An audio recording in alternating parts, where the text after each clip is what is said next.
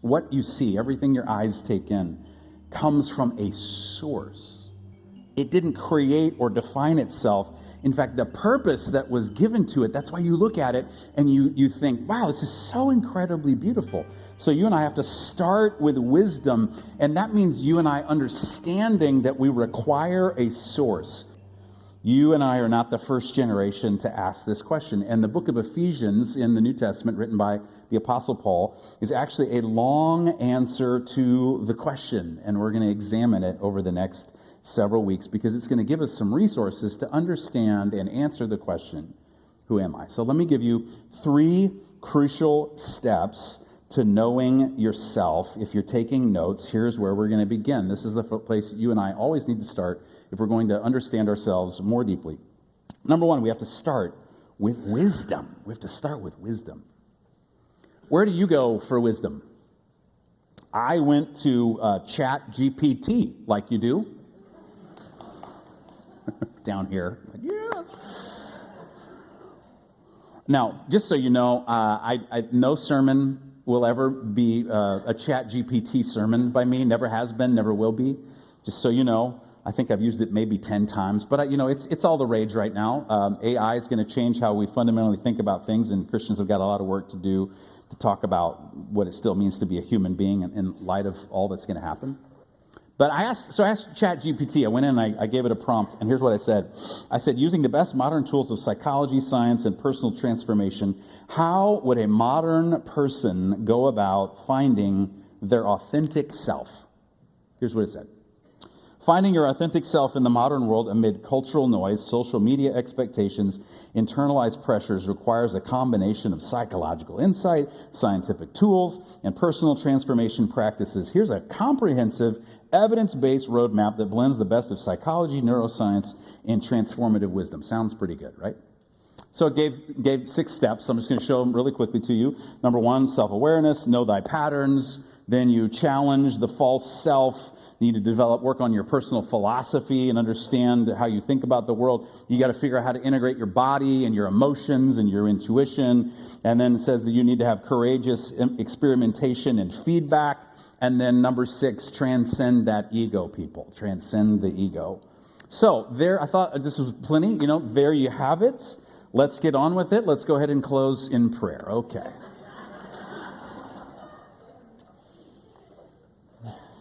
Where do you go for wisdom?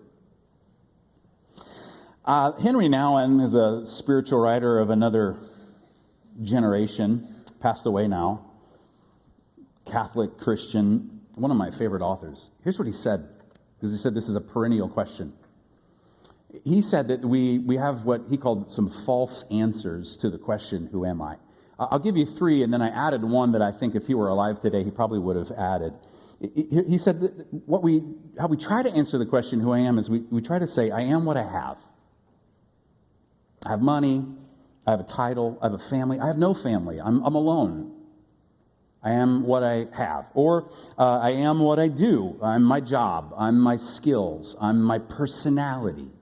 I'm my ability to win people over. That's who I am.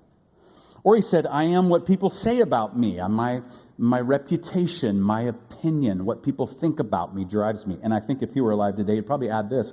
I am what I feel. I am my emotion. I am my personal current sense of awareness about myself. That way, Henry now didn't use this language, but that way is what I would call a fake you. The reason is you have to answer those questions and say, okay, when you don't have those things, then who are you? You don't have money, you don't have the job, you don't have your reputation, you're not sure what you feel. Well, who are you then? And Henry Nouwen says those are dead-end answers. So you and I have to start. We have to find a place where we can get actual understanding and insight into who we are. Wonderful news for you. Again, the scriptures are full of this. Here's what Paul says in Ephesians 1:17. I keep asking, it's a prayer. I keep asking that the God of our Lord Jesus Christ, the glorious Father, may give you, what a beautiful phrase right here. Listen, the spirit of wisdom and revelation so that you may know him better. Did you notice what he said? Give to you. In other words, they're a gift. wisdom is the word Sophia, which is the Greek word for wisdom, and revelation is the word apocalypse, which means an unveiling. We need wisdom is understanding how the world operates. We need that, and we need an unveiling about the things that actually matter. Here's how Proverbs says God made the world. By wisdom, the Lord laid the earth's foundations. By understanding, he set the heavens in place. If you go to Proverbs, what you discover is that wisdom is personified as this tool that God uses to create the earth and to create you and to create me. So there's a rhythm and a purpose to the created order. Have you ever considered what are called the fine-tuning arguments about the nature of the universe? Have you ever considered these things? I'll give you one. The earth is tilted 23.5 degrees.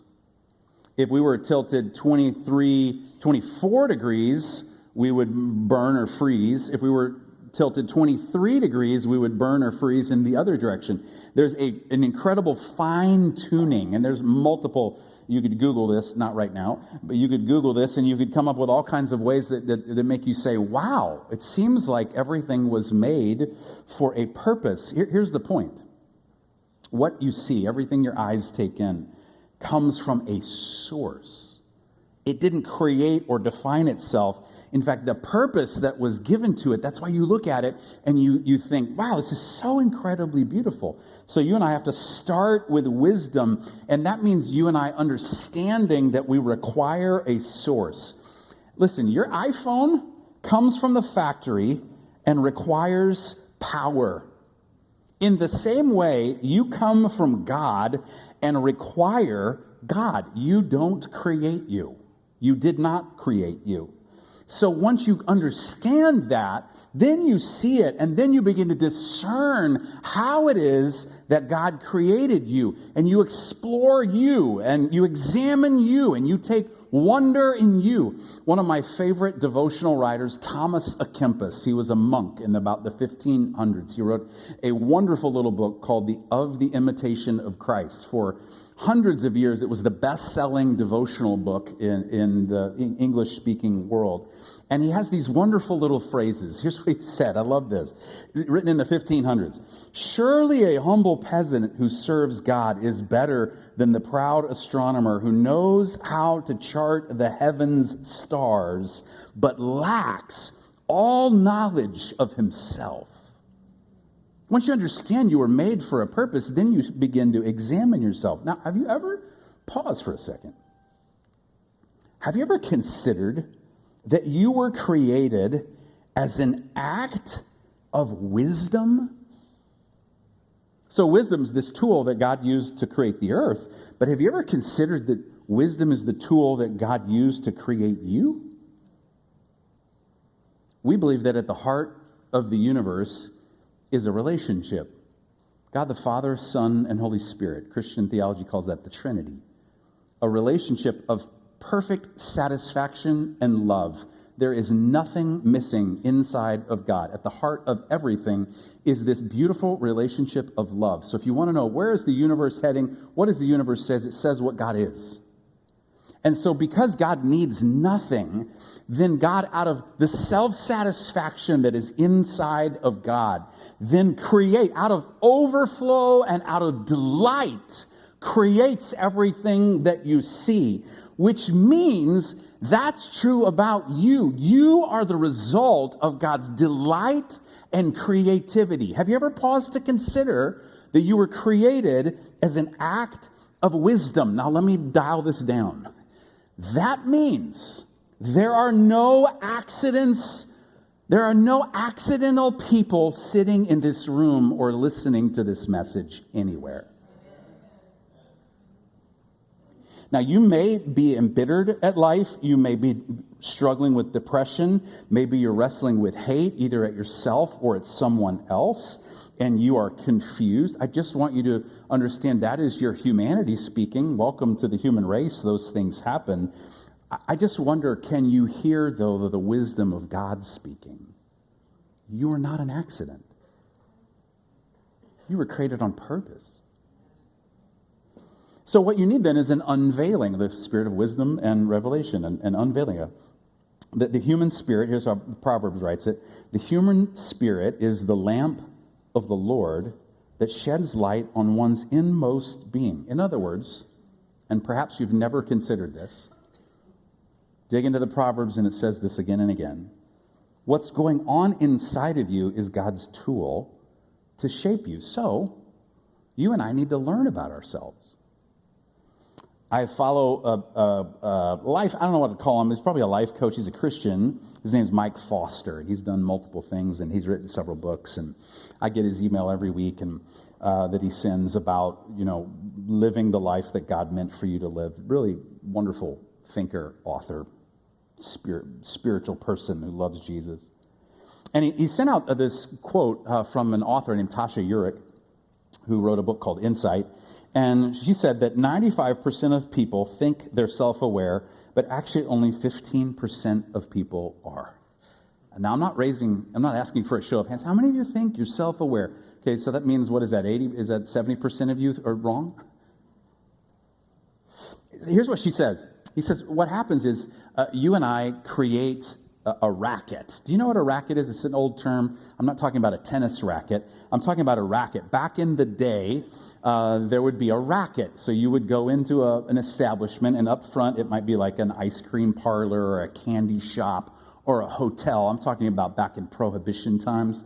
But back in the back, you had to go through a secret door, and there would be, in the back, would be a liquor parlor. In fact, if you go down Douglas to Hotel Eaton, right there by NASCAR Park, you will see right out in the front of Hotel Eaton a bronze statue of Carrie Nation, who went around because her husband was an alcoholic, trying to destroy alcohol. And so she was confronting, right there at Hotel Eaton was one of the places she did this, she was trying to confront the racket, this thing that you presented in the front, but really there was something else going on behind. And so here's what Mike Foster says. He says, we do this with ourselves. We create a racket. And up front, we tell ourselves things like, here's an example he gives, well, I'm not a very emotional person. I just don't express emotion. But he says, in back are the consequences of that. While we put that up front in ourselves, back behind it, we become disconnected from people. And so maybe I'm not emotional makes us strong, but it keeps us from being connected to the people that we love the most. We create this racket because we don't understand. Well, again, the Proverbs says that the human spirit is the lamp of the Lord that sheds light on one's inmost being. Here's how John Calvin wrote what's called the Christian Institutes, and famous reformer. This is what he said. He started it out right here. This multi-volumes on the Christian life in the late 1600s. Nearly all wisdom we possess, that is to say, true and sound wisdom consists of two parts: the knowledge of God and of ourselves.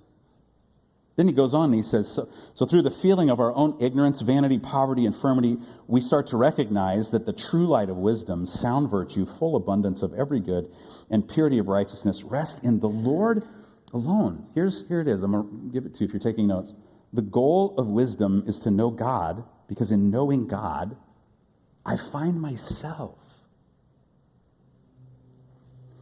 Here's how we think about finding a self in the modern world.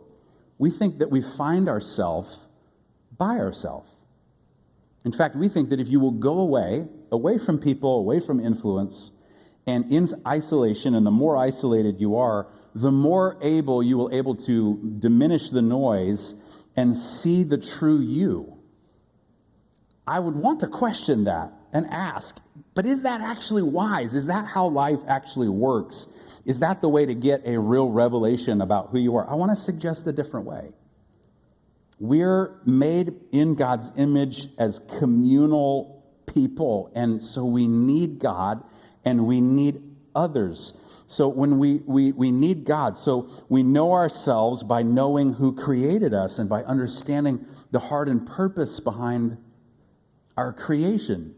Like, I could take this stand and I could use it for all kinds of things, but this stand becomes the thing that it was meant to be when I understand the purpose for it. I could use it to hammer a nail, but it's not going to be very effective. And then in the same way, we need other people. God made us to need other people because our friends and the people around us show us ourselves. Do you remember in college, those of you, some of you are in college, some of you are getting ready to go into college, some of you, college is a word you know how to spell. Some of you, college has been a long time. Some of you never went to college. But there's this thing that happens when you're in college, and you meet all these friends, and somehow, I don't quite know how to explain it other than this is the way God made things, is that as you're in relationship with all of these friends, they somehow show you parts of you that you didn't understand before. They open parts of you. Someone else reveals us to us. We need this revelation, a spirit of wisdom and revelation. So we're going to start with wisdom.